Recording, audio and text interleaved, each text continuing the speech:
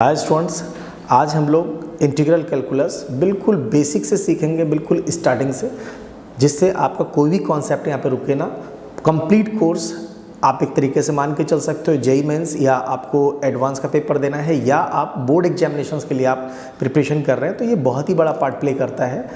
तो इसको बिल्कुल बेसिक से कर रहे हैं। इसमें सबसे पहले पूरा बेसिक कंसेप्ट आएगा, उसके बाद हम इसके PYQ लेंगे, प्रीवियस ईयर्स क्वेश्चंस। और अगर आपने प्रॉपर तरीके से कॉपी पेन लेके बैठ के आपने प्रॉपर तरीके से इसको प्रैक्टिस किया, तो आप मान लो कि ढेर सारे स्टूडेंट्स ने 100 आउट ऑफ 100 मैथ्स में अचीव किया, तो आप यहाँ भी कर सकते हो। चलिए स्टार्ट करते हैं। ओके, सबसे पहली बात होती है कि ये इंटीग्रल कैलकुलस बेसिकली क्या चीज़ है। तो सबसे पहले हम इंट्रोडक्शन की बात कर रहे हैं। इंट्रोडक्शन में देखो होता क्या है बेसिकली, अगर मैं बात करूँ सिंपल की इंटीग्रेशन है क्या, तो इट इज़ इनवर्स प्रोसेस, है ना। ये एक तरीके से आप बोल सकते हो किसी चीज़ का बैक गियर, ठीक है। तो inverse integration is a inverse process of differentiation. Differentiation की बेसिक कंसेप्ट पूरा एक लेक्चर मेरा बना हुआ, आप चेक कर सकते हो। तो आप हो सकता है आई बटन पे आ जाए तो आप वहाँ से चेक कर सकते हो, अदरवाइज़ आप प्लेलिस्ट में जाके चेक कर सकते हैं। इंटीग्रेशन अगर आपने डिफरेंशिएशन नहीं भी किया तो भी मैं बेसिक कंसेप्ट यहाँ पे दूंगा, आप वहाँ से भी स्टार्ट कर सकते हो। अदरवाइज आप पहले अगर आप डिफरेंशिएशन करना चाहते हो तो आप उसको पहले करके फिर आप इसको स्टार्ट कर सकते हो। मान के चलो करीब हार्डली 3 या 4 डेज़ या मैक्सिमम 5 डेज़ के अंदर आप इसको पूरा कंप्लीट कर सकते हो। तो जस्ट मैं स्टार्ट कर रहा हूँ बिल्कुल इंट्रो से, और आपका पूरा कंसेप्ट होप सो क्लियर होगा। चलिए, हम बात कर रहे थे integration is the inverse process of differentiation. Means क्या है कि अगर मैं बात करूं सिंपली, तो ये होता है कि इंट्रोडक्शन में मैंने बोला आपको कि it is inverse process. Integration is the inverse process of differentiation. सीधे सीधे अगर मैं बोलूं तो इसको मैं बोल सकता हूं कि it's a reverse gear of the differentiation. Simple condition है, थोड़ा सा बेसिक कंसेप्ट अगर आपको डिफरेंशिएशन का पता है तो आपको समझाता हूँ। देखो, सीधी कंडीशन है, अगर मैं बोलूँ इंटीग्रल, अगर मुझे x³ का इंटीग्रल करना है, ठीक है, सॉरी, अगर मुझे 3x² का इंटीग्रल करना है, बहुत ध्यान समझना, बेसिक कंसेप्ट है, एक एक बात आपको समझ में आएगी। अगर मैं 3x² का इंटीग्रल करूँगा तो मुझे x³ मिलेगा, और x³ का अगर मैं डिफरेंशिएशन करूंगा तो मुझे 3x² मिलेगा। आई थिंक आपको समझ में आ रहा है मैं क्या बोल रहा हूँ, ध्यान समझना। We know that the derivative of x³ is 3x², isn't it? Simply, so integral of 3x² is x³। अगर मैं इसको एक सिंपल ग्राफिक्स के थ्रू समझाना चाहूँ तो आप समझ लो एक तरीके से कि मेरे पास इधर 3x² है। तो अब आप ध्यान से समझो, ये जो वैल्यू है मेरे पास, ये 3x², इस चीज़ को जब मैं इंटीग्रेट करता हूँ तो मुझे मिलता है ये, और जब मैं इसको डायरेक्ट डिफरेंशिएट करता हूँ तो मुझे मिलता है सही है, तो मुझे मिलता है derivative. You got my point. कैसे होता है इंटीग्रेशन डिफरेंशिएशन, उस पर हम लोग बेसिक कंसेप्ट पे भी आ रहे हैं धीरे धीरे। सबसे पहले हम कंसेप्ट समझ रहे हैं है क्या एग्जैक्टली। बात समझ आ रही बढ़िया से।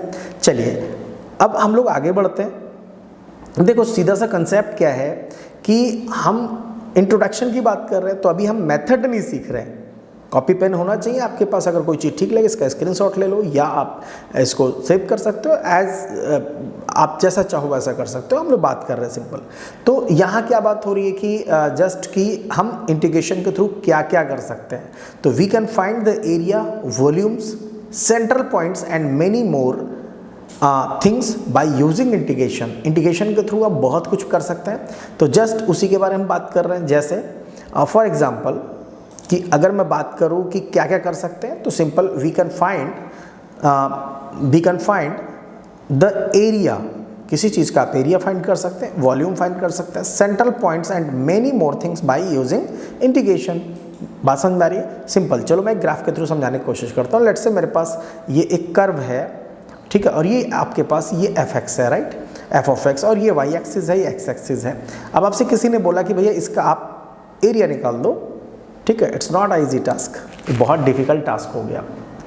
You got my point. मान लेते हैं थोड़ी देर के लिए थोड़ा एग्जाम्पल दे देते कि अब सपोज कोई एक्स आदमी है, उसने बोला कि बेटा, उसको प्रॉपर्टी किसी को नहीं देनी थी, उसके 2 बेटे थे, तो एक बेटे को बोला बेटा कि find the area of this thing, है ना, एक आपके पास 2 है और एक 3 है, अगर तू एरिया फाइंड कर देगा, फर्स्ट चाइल्ड के लिए बोला उसने कि अगर इसका एरिया फाइंड कर देगा I will give you all property, ठीक है। और जिस बच्चे को वो पसंद नहीं करता था उसको उसने दे दिया कि find the area of such things, कि आपके पास एक कर्व है यहाँ पे, उस कर्व के बेस पे आप एरिया फाइंड करो। It's a difficult task. हाँ, लेकिन अगर वो बच्चा इंटेलिजेंट था तो क्या करेगा, सिंपल ढेर सारे स्ट्रिप्स बनाएगा, छोटी छोटी इसमें कट्स बनाएगा लाइक दिस, ऐसा, है ना, बहुत ध्यान समझना, इस टाइप के स्ट्रिप्स बनाएगा, पतले पतले इक्वल स्ट्रिप्स काटेगा, इसको समझना ध्यान से, है ना, यू गॉट माय पॉइंट। ऐसा कुछ स्ट्रिप्स बनाएगा और इसके बाद इसमें छोटे छोटे ट्रायंगल्स हटा देगा, है ना, देखो ध्यान से, इस तरह से ट्रायंगल्स हटा देगा और अल्टीमेटली जो बचेगा वो क्या हो गया, बहुत ध्यान समझना, ये अगर इसको मैं dx डिस्टेंस मान लूँ बीच का और ये y है fx है, तो अगर मैं इसको सम कर दूँ सारे स्टेप्स को f of x and dx, तो एक का हो गया और सम कर दिया तो सारा हो गया, तो यहाँ से लेके यहाँ तक का पूरा मेरे पास अप्रॉक्स क्या मिलेगा, एरिया मिल जाएगा। अब बारी आती है, आपके दिमाग में क्वेश्चन आ रहा होगा कि अगर आपको लगे तो आप कमेंट में लिख सकते हो कि सर यहाँ पे तो कुछ ट्रायंगल्स बच गए ना, छोटे छोटे ये ट्रायंगल्स बच गए, तो इसका कैसे होगा, ये कहाँ रह गया। तो हम बता सकते हैं यहाँ पर कि इसके लिए हम लोग जब इंटीग्रेशन सॉल्व करते हैं तो यहाँ पे प्लस c आता है, इसीलिए हम c को ऐड करते हैं। अभी और मैं डिफाइन करूँगा प्रॉपर वे में, एक चीज़ को हम डिफाइन कर रहे हैं तो कुछ बचने वाला नहीं है, और आप मैथ्स बहुत ईजी वे में सीख रहे हैं, बहुत ध्यान समझना, थोड़ा सा कंसंट्रेशन चाहिए आपका, एंड देन ये बहुत ईजी हो जाएगा, ठीक है। मैंने क्या किया, area of the curve of a function like the following, हमने यहाँ पे y इक्वल्स टू fx लिया है, उसको मैंने डिफाइन किया है। क्लियर हुई बात, आगे बढ़ते हैं, ध्यान से समझते हैं पूरे कंसेप्ट को, ठीक है। We can make a dx, हमने बोला आपको dx लाइक का मैंने एक क्या बनाया, स्ट्रिप्स बनाया। मैं एक बार दोबारा से डिफाइन कर देता हूँ प्रॉपर वे में, देखो मैंने एक स्ट्रिप बनाया, यही स्ट्रिप मैं बना रहा था वहाँ पे छोटा सा, और ये स्ट्रिप क्या है, इक्वल स्ट्रिप्स मैंने सब जगह लगा लिए, और समेशन, ध्यान समझना, समेशन जो सम होता है सिग्मा, इसी को अगर मैं s लिखूँ और इसी s को मैं खींच दूँ that is the symbol of integration. बहुत सिंपल है भाई, सीधी है, s लिया मैंने, उसको स्ट्रेच कर दिया, बन गया मेरा इंटीग्रेशन।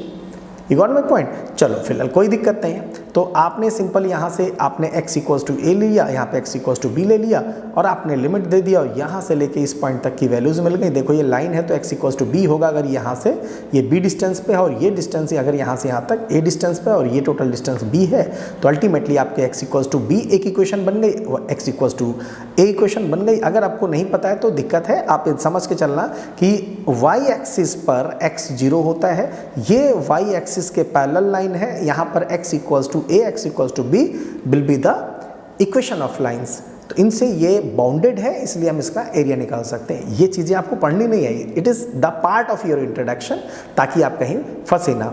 तो मैं इसका इंट्रोडक्शन, इसका जो मैं इंटीग्रेशन कैसे करूँगा, integration a to b fx dx। You got my point, ठीक है। हम लोग बात कर रहे हैं the area bounded by the curve fx, the x axis and the coordinate x equals to a and x equals to b is given by something a।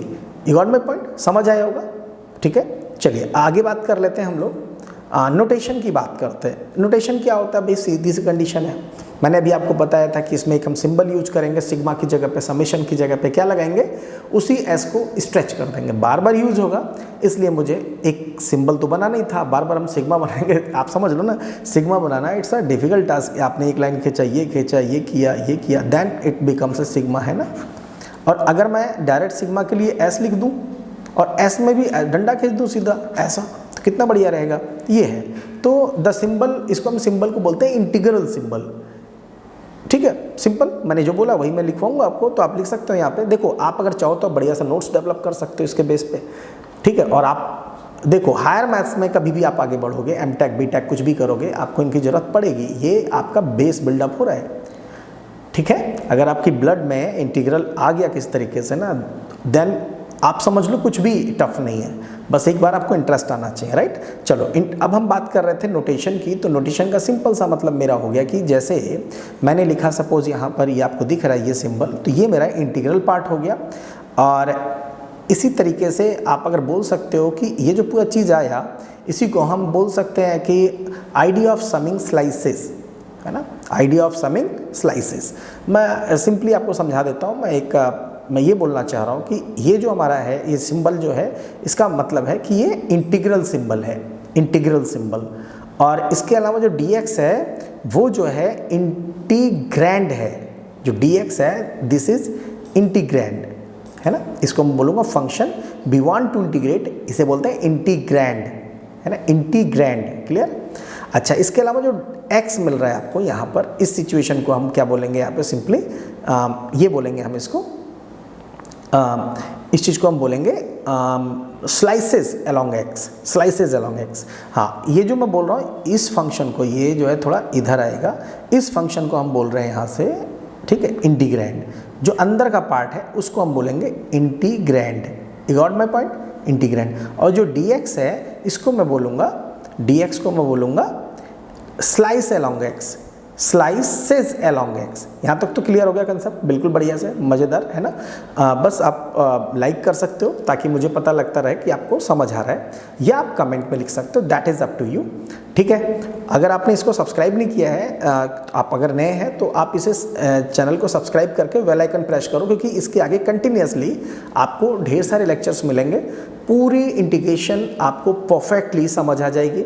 उसके बाद डेफिनेट इंटीग्रेशन, देन पूरी मैथ्स जो भी JEE mains में आती है। Hope so कि हम सब एक एक चीज़ यहाँ पे बढ़िया से डिस्क्राइब करेंगे और आपको समझ भी आएगा। बढ़िया से समझो, बहुत फास्ट तरीके से हम जल्दी जल्दी इसको फिनिश कर रहे हैं ताकि हम हायर क्वेश्चंस जो PYQs हैं 44 ईयर्स में से जो भी इंपॉर्टेंट क्वेश्चंस हैं उनको निकाल पाएँ। इसके अलावा जेईई मेंस, एडवांस और बोर्ड एग्जाम्स के क्वेश्चंस ले लें, ताकि एक ओवरऑल कंप्लीट कोर्स हो जाए। इसको करने के बाद कुछ और करने की ज़रूरत पड़े ना आपको, राइट। चलिए, तो हम बात कर रहे थे यहाँ पे इंट्रोडक्शन की, नोटेशन की। तो हमने बताया कि ये इंटीग्रल जो है stretch form of the S है, तो मैं यहाँ पे पूरी बात मेंशन कर दिया ताकि आपको दिक्कत ना आए। ये स्ट्रेच्ड एस फॉर समिंग, तो समिंग स्लाइसेस है, ठीक है। dx means the slices go in the x direction, ठीक है। And here answer writing method is, हम कैसे लिखेंगे वो समझ लेते हैं। तो ऐसे लिखेंगे, यू गॉट माय पॉइंट भाई। सिंपल सी कंडीशन है, हमारे पास ये 3x² है, ये मेरा क्या आया, ये डिफरेंस, इसका इंटीग्रेशन आया, साथ में मुझे SC लिखना पड़ेगा। ये C क्यों आता है, अब मैं इसके बारे में आपको प्रॉपरली समझाता हूँ, ठीक है। Why does we add C, why does we add C, it's a important thing. क्यों करते हैं, तो इसके बारे में प्रॉपर तरीके से आपको समझाता हूँ, ध्यान से समझते हैं। देखो, अगर मैं बात करूँ यहाँ पर कि मेरे पास लेट से चलो हम एक बात कर लेते हैं सिंपली कि अगर मेरे पास x, चलो एक चीज़ करते हैं, बहुत ध्यान समझ में आएगा आपको, मैं पूरा कंसेप्ट देता हूँ आपको, ध्यान से देखो, बहुत ध्यान से देखो। मेरे पास 3x² का इंटीग्रेशन करते हैं। अभी एक एक बात मैं क्लियर करता हूँ आपको, ध्यान से देखना। 3x² है, तो इसका इंटीग्रल पार्ट जो होगा वो x³ होगा, ठीक है। बहुत ध्यान से समझने की समझा रहा हूँ, ठीक है। इसी तरीके से अगर मैं डिफरेंशिएशन करूँ x³ + 5 का, बहुत ध्यान समझना है ना, डिफरेंशिएशन करूँ x³ + 5 का, तो क्या मिलेगा, 3x²। अगर मैं डिफरेंशिएशन करूँ x³ - 5 का, तो मुझे डिफरेंशिएशन क्या मिलेगा, 3x²। अगर मैं डिफरेंशिएशन करूँ x + 9 का, तो क्या मिलेगा, 3x²। दैट इज़ अ की पॉइंट। समझो मैं बोलना क्या चाह रहा हूँ। मैं ये कहना चाह रहा हूँ, देखो डिफरेंशिएशन कैसे करते हैं मैं सिंपल बता देता हूँ आपको, अगर हल्का सा कंसेप्ट नहीं पता है। अगर आपके पास y = x⁴n है, तो अगर आप डिफरेंशिएट करते हो तो ये हो जाता है dy/dx = nx⁴n-1। चलो मैं समझाता हूँ। अगर आपके पास y = x⁵ है, तो it can be written as dy/dx = 5x⁴। मतलब समझ लेना, ये बेस पॉइंट है। अगर आपको डिफरेंशिएशन भी नहीं आता, एक एक बात समझ में आएगी, दैट इज़ माई गारंटी। शर्त केवल ये है, कॉपी पेन ले करके बैठना है, एक बात समझनी है, वीडियो पॉज करनी है, दोबारा से देखनी है अगर नहीं समझ में आ रही, एक एक बात क्लियर होने वाली है, राइट। समझ आ रही बात बढ़िया से। तो ये 5x की पावर 4 आया, क्लियर। मैं अब ये बोल रहा था अगर यहीं पे ही मैं +5 कर दूं तो भी डिफरेंशिएशन क्या आएगा, यही आएगा। क्यों आएगा? इसलिए आएगा क्योंकि कांस्टेंट का डिफरेंशिएशन 0 होता है। कांस्टेंट का जो नेवर वर्ड होगा, नेवर लेटर होगा, वो क्या होगा, x to the power 0, 1 something power 0 is 1 always, है ना। तो मान लेता हूँ 5 into x to the power 0, 0 पहले आएगा, फिर 0 - 1 समथिंग होगा, तो अल्टीमेटली वो 0 होगा। सीधे समझ लो कांस्टेंट 0 होता है, जहाँ x नहीं है वो दैट विल बी 0, क्लियर। तो अब आप सोचो, जब मैं रिवर्स प्रोसेस की बात कर रहा था आपसे, उस पीरियड में ये चीज़ तो डिस्टर्ब हो गई ना भाई। समझो फिर से, 5x की पावर 4 का इंटीग्रेशन जो आएगा वो क्या, x की पावर 5 + 5 आएगा, नहीं आएगा। तो इसलिए हमें यहाँ पर कुछ एक वैल्यू ऐड करनी है जिसका नाम c है। It is the constant of integration, या मैं इसको आर्बिट्रेरी कांस्टेंट बोलता हूँ, ठीक है। It is there because of all the functions whose derivatives is 3x², right. तो अब आपको ऑलमोस्ट कंडीशन समझ में आ गई होंगी कि ये डेरिवेटिव है और ये इंटीग्रल है। ये कंसेप्ट था पूरा, मैंने आपको दिया। तो so we wrap up the ideas just adding c at the end. हमने केवल c ऐड कर दिया। तो अब आप ध्यान से देखो एक चीज़, हमारे पास x³ है, x³ का डिफरेंशिएशन अगर मैं करूँगा तो 3x² आएगा, x³ + 9 का डिफरेंशिएशन करूँगा तब भी 3x आएगा, सबका डिफरेंशिएशन 3x आएगा, ठीक है। आई होप समझ में आया। चलिए आगे बढ़ते हैं। चलिए तो अब बात कर लेते हैं सीधे सीधे कितने टाइप की होती है इंटीग्रेशन, टाइप्स ऑफ इंटीग्रेशन क्या है उसको समझते हैं। तो देखो ध्यान से, टाइप्स ऑफ इंटीग्रेशन में आपके पास 2 पार्ट्स हैं। एक पार्ट है डेफिनेट इंटीग्रेशन और एक पार्ट है इनडेफिनेट। सबसे पहले हमें पढ़ना होगा इनडेफिनेट इंटीग्रेशन। मेन मुद्दा समझना क्या है एग्जैक्टली। हमारे पास एक पार्ट है इनडेफिनेट इंटीग्रेशन, इनडेफिनेट, ठीक है, जिसमें हम c लगाएंगे, और एक पार्ट होगा डेफिनेट इंटीग्रेशन जिसमें से हमने उसको बाउंड्री दे दी। आपको याद आया ना, मैंने आपको क्या बोला था कि अगर इस टाइप का कर्व मुझे मिलता है, ठीक है, ऐसा ऐसा कर्व मिलता है, तो यहाँ पर अगर मुझे स्ट्रिप्स काटनी है ढेर सारी, है ना, तो यहाँ पर मेरे पास कुछ स्पेस बचेगा, तो उन स्पेसेस को मैनेज करने के लिए हम c लगाते हैं। लेकिन अगर मैंने यहाँ पर एक लाइन ये हो गई, एक लाइन ये हो गई, इन दोनों लाइंस को लेट से मैं इसको x = b ले लूँ और इसे x = a ले लूँ, तो इंटीग्रेट कर दूँ अगर मैं इस फंक्शन को f(x) को, ठीक है, f(x) को मैं dx के रेस्पेक्ट में इंटीग्रेट कर दूँ a to b, तो ये जो आएगा ना that will be the result. यहाँ पे ये सब जो ट्राइंगल्स बच रहे थे सब कुछ नहीं बचेंगे, that is the main thing. तो इसलिए मैंने उसको, उस पार्ट को जिसमें मैं लिमिट लेकर के इंटीग्रेट करूँगा उसको मैंने बोल दिया डेफिनेट इंटीग्रेशन। पहला पार्ट है जिसके अंदर हम लिमिट नहीं लेंगे, स्लाइसेस सम करेंगे, उसको हम बोल देंगे इनडेफिनेट इंटीग्रेशन। सिंपल है, बात समझ में आ रही क्या, ठीक है। तो मेन जो मुद्दा है वो ये है कि हमारे पास जो इंटीग्रेशन है it is divided into 2 parts. First is indefinite integration and second is definite integrals। Integral integration बातें की है। तो सबसे पहली बात हम करते हैं सिंपल इंडेफिनिट इंटीग्रेशन की, ठीक है ना। इंडेफिनिट इंटीग्रेशन की सिंपल है, अगर मान लो कोई फंक्शन f(x) है, ठीक है, अगर कोई फंक्शन f(x) है तो उसको मैं x के रेस्पेक्ट में अगर डिफ्रेंशिएट करूँगा तो ये चीज़ कहलाएगी, राइट। तो सिंपल अगर मैं बोलूँ कि let f(x) be a function, then the family of all its primitives, right, मैं लिख ही देता हूँ यहाँ पे, ध्यान से देखो। तो मैं बोल रहा हूँ आपसे कि let f(x) be a function, then the family of all its primitives और एंटी डेरिवेटिव्स। ये टर्म मैं क्यों डिफाइन कर रहा हूँ, इसके पीछे बहुत बड़ा रीज़न है। कभी कभी आपके जो एग्जामिनर्स हैं वो डायरेक्ट इंटीग्रेशन ना लिख के लिखते हैं find the anti derivative, find primitives of the function. आप क्या करोगे, आपको पता ही नहीं है, निकालना क्या है। तो ये इस तरह से क्वेश्चंस बदल देते हैं। इसको हम क्या बोलते हैं, called the indefinite integral of F x represented by ये है ना, इसको मैंने बोला आपको, this symbol is known as integration of F x d x. तो वेयर फाई ऑफ एक्स, अगर मैं इसको थोड़ा सा डिफाइन करूँ और बढ़िया से, तो मान लेता हूँ कि सपोज मैंने ये इंटीग्रेशन एफ एक्स आया, इसका रिजल्ट जो आया वो ये वाला पार्ट आया, ठीक है, और ये मेरे पास सी आया। तो where F X is a primitive of F X, primitive मतलब integral of F X, anti derivative of F X, you got my point, clear हो गया, known as the constant of integration. यहाँ पे C is a constant of integration, या इसको आप बोल सकते हो आर्बिट्रेरी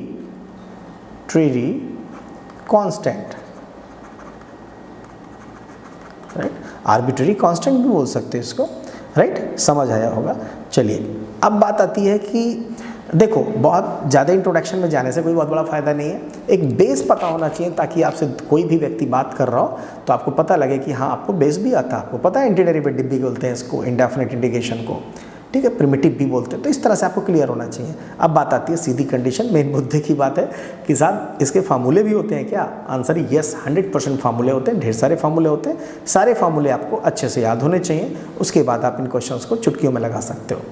मैं आपको ढेर सारे स्पेशल ट्रिक्स दूंगा जिसके बेस पे आप इन चीज़ों को बड़े आराम से लगा पाओगे। तो सबसे पहले मैं कुछ फार्मूलों का एक लिस्ट देता हूँ, ध्यान से समझना। आप इसका स्क्रीनशॉट भी ले सकते हो, अगर आपको लगता है कि आपको फार्मूला लिस्ट चाहिए इन एक मैजिकल फॉर्मेट में तो आप मुझे व्हाट्सएप कर सकते हो या मुझे आप मैसेज में लिख सकते हो। तो आपके पास अगर फ़ोन नंबर है, कुछ भी है, तो आप मेरे को दोगे, किसी भी रास्ते से मैं आपको सेंड कर दूंगा, राइट। चलिए बात करते हैं यहाँ पर कि क्या क्या फार्मूले हैं। तो सीधी सी कंडीशन, मेरे पास एक फॉर्मेट ये है कि मेरे पास integration x to the power n plus 1 upon n plus 1 plus C, and n की वैल्यू -1 नहीं होना चाहिए। मीन्स क्या है यहाँ पे, इसको समझते हैं। Suppose integration x to the power 5 है और यहाँ dx है, तो इसका मतलब क्या हुआ?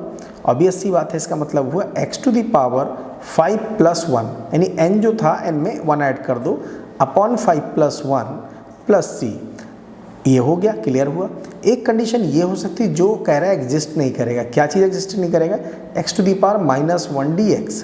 क्यों नहीं करेगा? क्योंकि इसका मतलब क्या हुआ, ये हो गया इंटीग्रेशन 1 अपॉन x dx, सही है। ये वैल्यू log ऑफ x होता है, तो ये आपको याद रखना है, इस वजह से इसको नहीं लिया गया। तो इसका इंटीग्रेशन किसी और चीज़ का होता है, केवल x इक्वल्स टू अगर -1 है तो ये फार्मूला नहीं लगेगा, वरना हर जगह लगेगा, ठीक है। x टू दी पावर 11 पे लगेगा, 13 पे लगेगा, एज यू विश, राइट। तो आप क्या करो, एक एक फार्मूला करते जाओ और उसके साथ में आप ढेर सारा फार्मूला लगा लो। अच्छा, अगर ये x equals to -1 n equals to -1 है तो क्या होगा? दिस फार्मूला बिकम्स, है ना, ये फार्मूला बनेगा। क्या होगा? आपके integration 1 upon x dx equals to log of x, base में e है, इट मीन्स कि नेचुरल लॉग है, प्लस सी, क्लियर हुआ। e to the power x का integration e to the power x ही रहता है, a to the power x का integration a to the power a, और log e a होता है। यहाँ ध्यान रखना है कि हमेशा जो आपको नहीं दिया है वहाँ आपको e लिखना है, बस।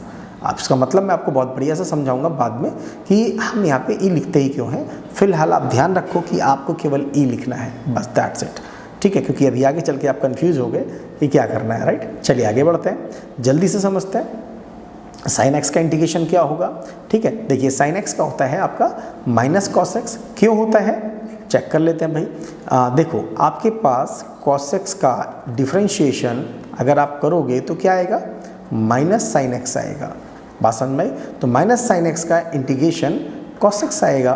तो सीधी कंडीशन है कि साइन एक्स का इंटीग्रेशन cos x हो गया, cos x का इंटीग्रेशन sin x हो गया, sec स्क्वायर x का इंटीग्रेशन tan x हो गया, cosec स्क्वायर x का माइनस कोट x हो गया, प्लस सी सब में आएगा क्योंकि यहाँ पे लिमिट्स नहीं लगी हुई हैं। इंटीग्रेशन a टू b या 1 to 3 नहीं है यहाँ पे। यहाँ तक आपको बढ़िया से समझ में आ गया होगा। देखो अगर आपको लगे ना कि tan x का sec स्क्वायर x डिफ्रेंशिएशन होता है, इसलिए sec स्क्वायर x का इंटीग्रेशन ये हो गया, एंटी डेरिवेटिव है, ऑब्वियस सी बात है। मैंने आपको एक चीज़ बताई। इसके अलावा कुछ और फार्मूले हैं, आप चाहें तो इनका एक स्क्रीनशॉट ले सकते हैं, मैं आपको लिख देता हूँ, ध्यान से देख लो। sec x tan x, sec x plus tan x है, ठीक है। इसी तरीके cosec x cot x, minus cosec X plus C है। इसी तरीके से कॉट एक्स का लॉग ऑफ साइन एक्स है। इसी तरह टेन एक्स का लॉग ऑफ कॉस एक्स है माइनस साइन के साथ, एंड सेक एक्स का log of sec x plus tan X है, एंड कोस एक्स का समथिंग है। बात समझ में आ गई?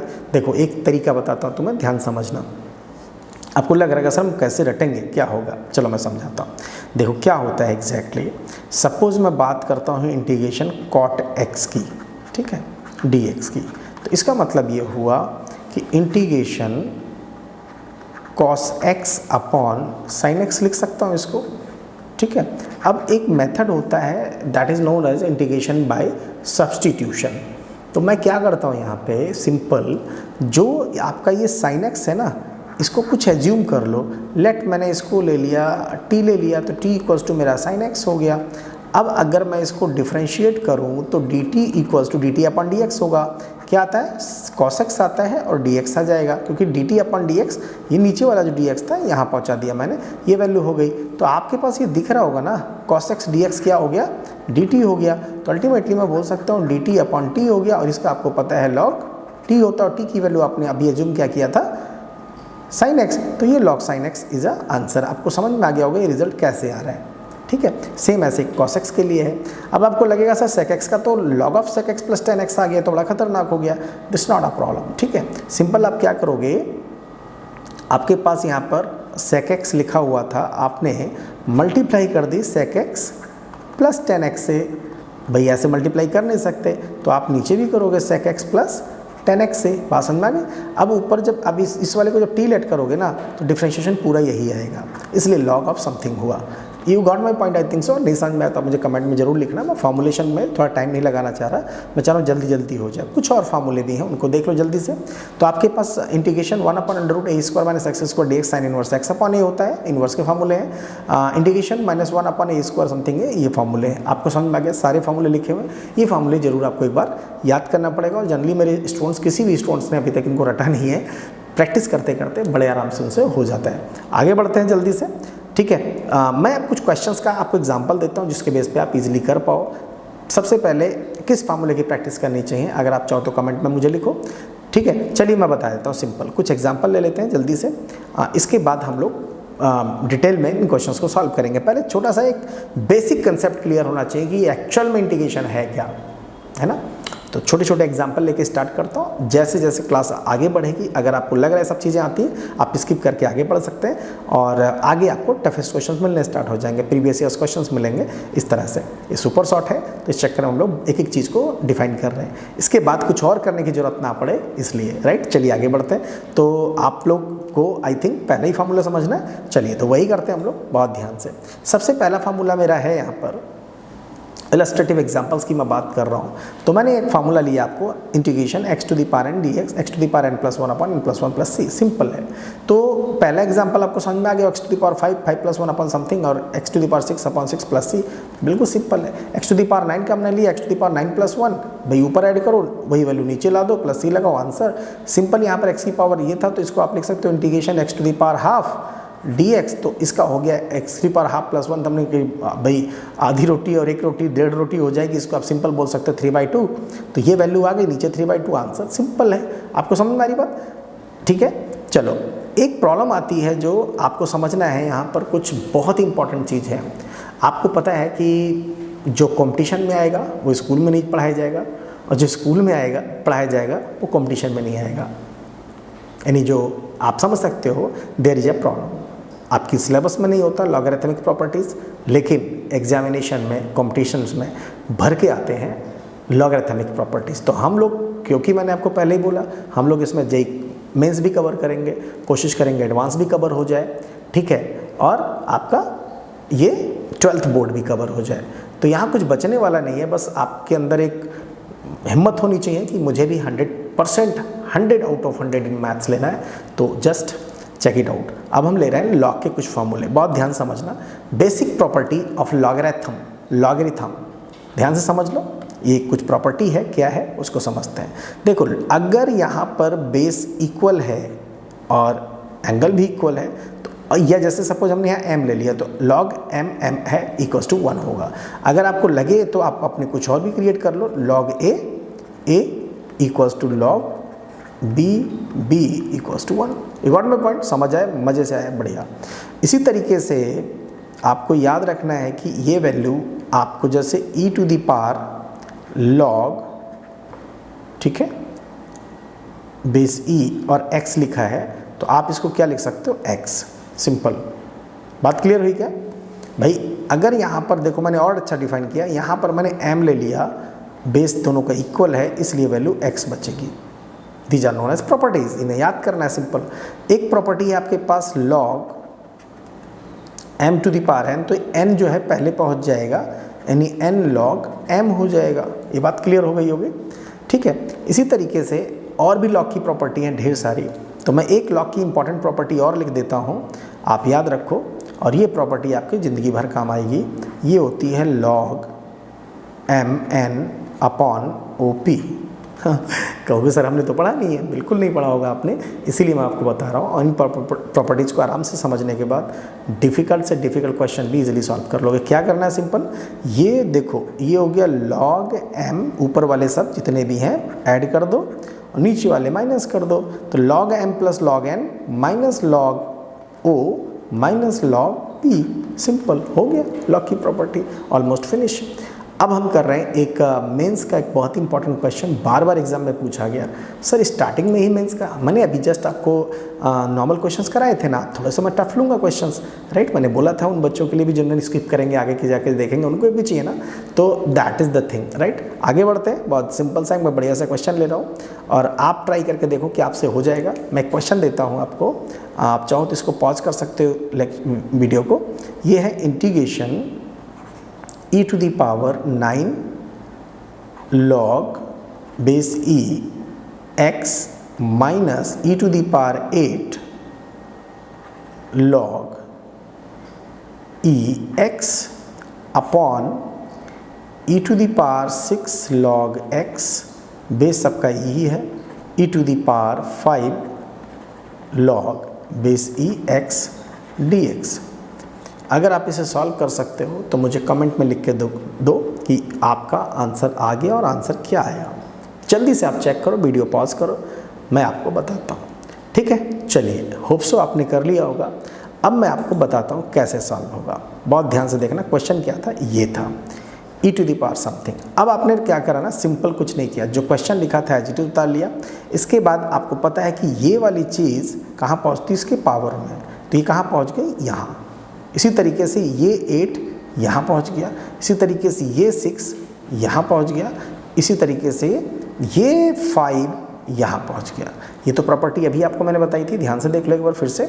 देखो, मैंने आपको बताया कि ये जो चीज़ है ये पावर पहले आ जाता है, यही बताया आपको।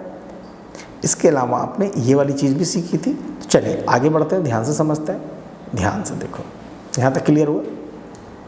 तो अब बात कर लेते हैं यहाँ पर कि अगर मैं पावर ले लूँ तो ये वैल्यू क्या हो जाएगी। देखो, अभी आपने प्रॉपर्टी पढ़ी थी, इतनी चीज़ गायब हो जाती है, x टू द पावर 9 बचेगा, ये पूरा गायब हो जाएगा, x पावर 8 बचेगा, समथिंग बचा। यहाँ से कुछ कॉमन ले लेता हूँ अगर, तो मेरे पास क्या बनेगा, ध्यान समझते हैं। ये बचा आपके पास यहाँ पर x to the power 8 common लिया, दोनों कैंसिल आउट हो गए। एग्जाम में बोर्ड में कभी मत काटना, नंबर नहीं आएंगे, फिर कहोगे आपकी सर आपने बताया नहीं था। सर ने बताया था आपको, काटना नहीं है, ठीक है। तो x to the power 8 minus 5 हो गया, कितना बचा, x की पावर 3। सॉल्व करो, x की पावर 3 + 1 अपॉन 3 + 1 + 3, ये आपका आंसर आ गया।